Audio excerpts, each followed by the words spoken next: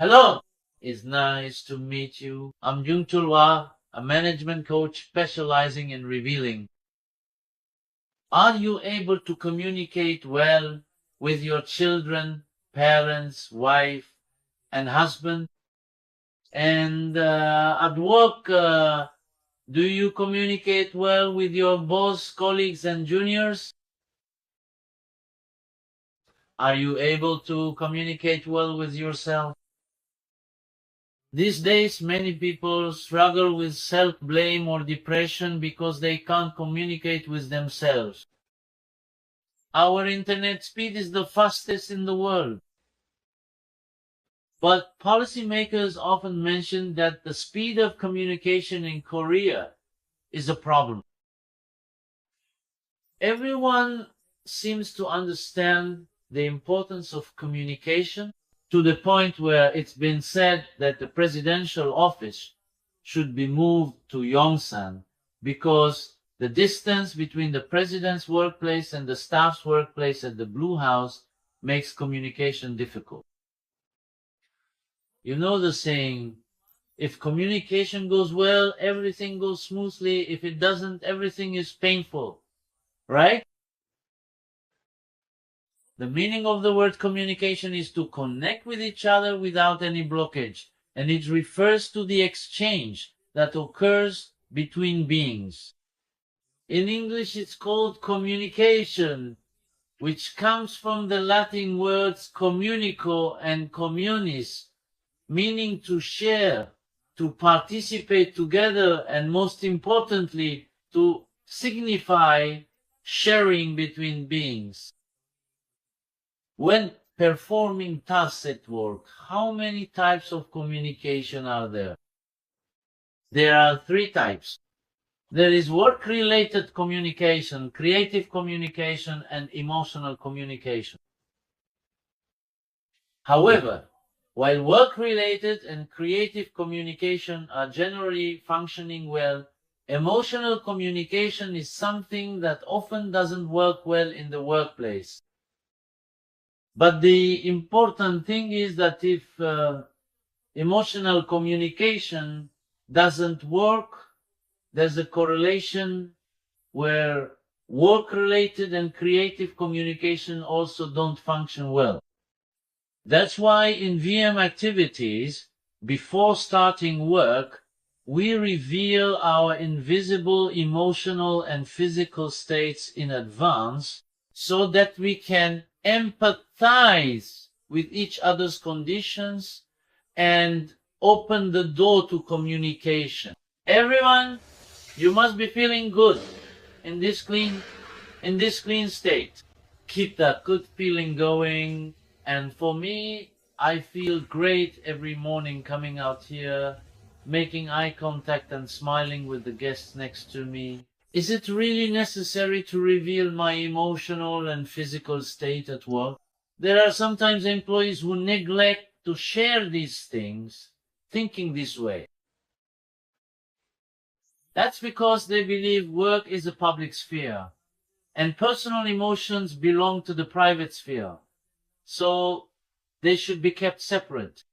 But in reality, do our minds really operate with such a strict distinction between the public and private spheres? Especially since our physical condition has a significant impact on safety, it's essential to communicate how we're feeling physically before starting in the morning.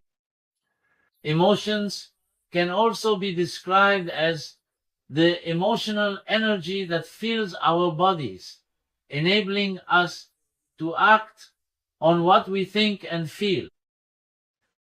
Negative energy would be fine if it only affected me, but it ends up having a harmful impact on my colleagues as well. That's why in corporate management, it's important to ensure that positive energy is fostered and managed within the company. What kind of energy do you think someone brings to work after having a fight with their spouse over their children at home? Could that person have a warm, friendly conversation about work with their colleague first thing in the morning? We can't prevent negative information from being brought into the company from home or outside, but we do need to make sure that such negativity doesn't spread, affect others, or impact company operations. Just like the saying, sorrow when shared is half, and joy when shared is double. Once you become accustomed to the practice of open management and VM coaching activities, it becomes more comfortable to express your pain than to hide it. When you open up, others empathize with your feelings, which helps build good relationships. The placebo effect is a phenomenon we all know well. When a patient believes in the efficacy of a medicine, even if it has no real effect, their condition can improve. That's what we call the placebo effect. And because of the placebo effect, for example, even if you receive a saline injection, it can produce the same effect as getting a nutritional supplement injection.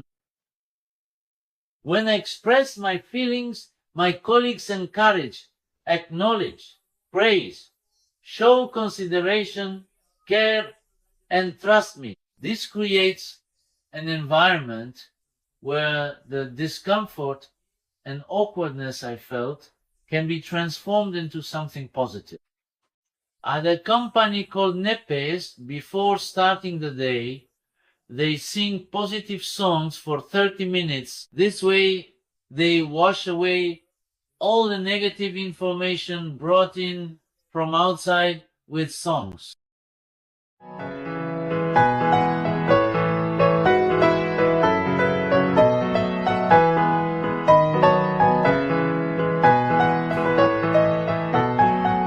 If it's one, I do it under star responsibility.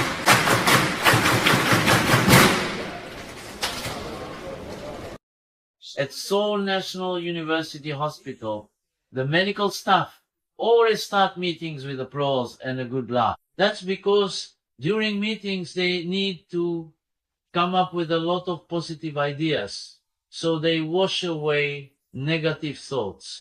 8 a.m. Seoul National University Hospital. The problem is, since we're not used to practicing smiling, we can't smile when we need to. That's our issue. So having people practice smiling is actually the foundation of laughter therapy.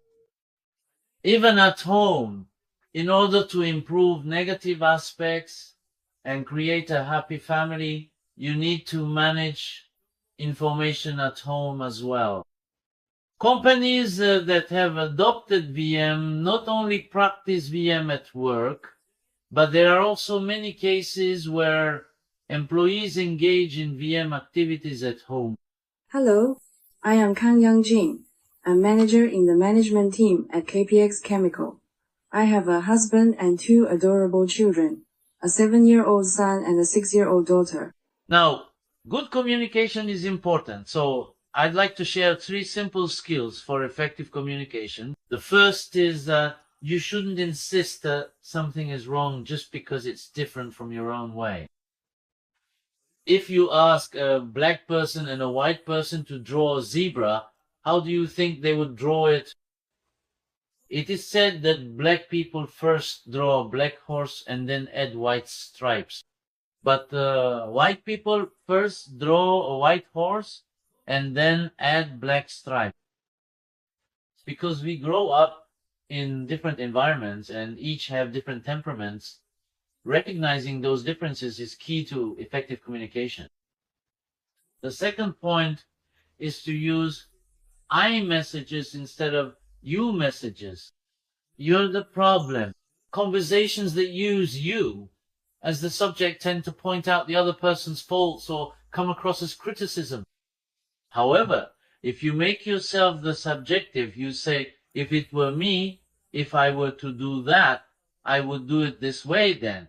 Even though it's not directly about the other person, by listening to your story, they naturally compare themselves and are encouraged to change. The third point is to develop ways of asking questions that lead to positive answers. Why do you think you can't do it? If you ask a question like that, the focus will be on the reasons why it can't be done. How do you think you could make it work well? If you ask a question like that, they'll focus on what could go well and give a positive answer. Why can't you remember, even though I've reminded you several times? Instead of that, you could ask, how did you improve on what I asked you to review earlier? If you ask in this way, the person will talk about their own improvements and the door to communication will open wide. A cricket makes sounds by rubbing its wings together to communicate with the female. So when you hear crickets chirping all night, it means they're calling out all night to communicate with the female. So in order to communicate, such effort is necessary. Communication is the key factor that determines human behavior. And when communication problems are resolved, it leads to happy workplaces, happy families, and happy individuals creating such organizations, such families, and such people. This channel is a coaching channel that guides individuals, families, and businesses and their customers toward happiness. I hope you will share this with your acquaintances and join in creating a happier world together. Thank you.